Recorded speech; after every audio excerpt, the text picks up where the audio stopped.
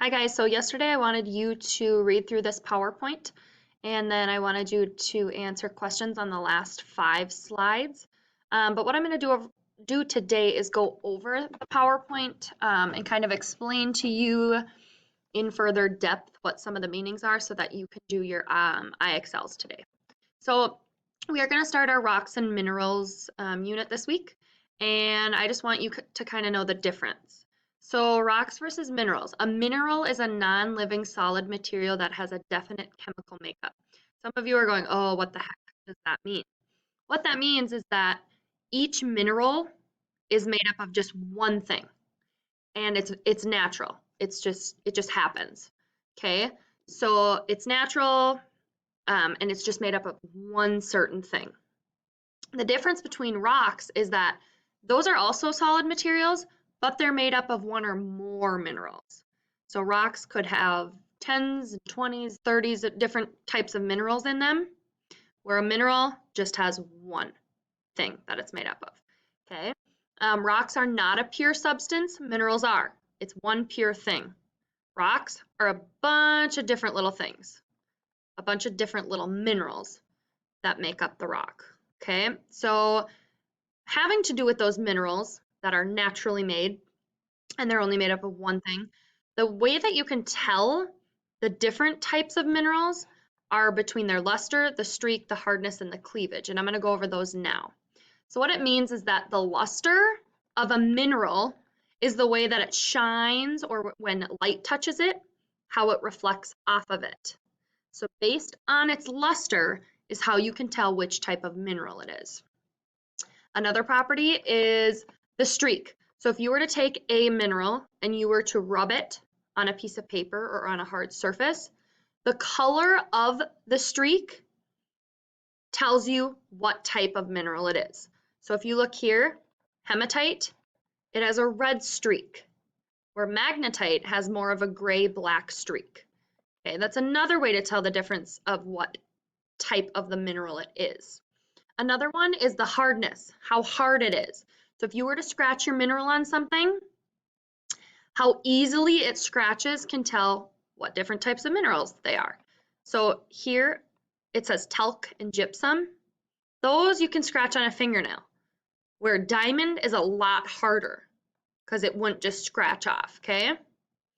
Properties continued. The last one would be cleavage. That's how the mineral splits along a flat surface. So mica here, it only will split one way. Ruby, it doesn't split. So that one's a lot more hard than the mica. And then calcite, there's 3 different places that it can break. So that one breaks a lot easier.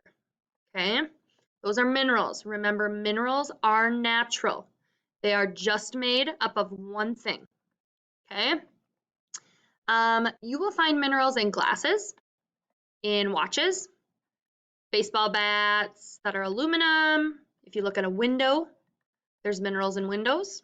If you see plumbing pipes here, the copper plumbing pipes, these are all minerals. These are all naturally made. Okay. Now, if we move on to rocks, rocks are a bunch of different minerals that are made up together. So there are 3 types of rocks. Sedimentary, and that forms when sand or particles of rock and bits of soil or living things that have decayed, they're all pressed together and they form a sedimentary rock. So a bunch of little pieces of sediment all formed into one rock. Okay, then what happens to these sedimentary rocks is they get weathered down. They chip apart, they move down river streams, and they break off and they weather. Then igneous rocks form, and that's when these rocks that have been broken down and put back together, they cool and they harden. Okay, so you go from sedimentary to igneous. If you look at these, there's different types of igneous rocks based on how they were weathered, how those sedimentary rocks broke down, and how these formed together is how they change their appearance. Then, once those igneous rocks get pressured down even more, and there's heat and pressure that builds onto those igneous rocks, metamorphic rock forms.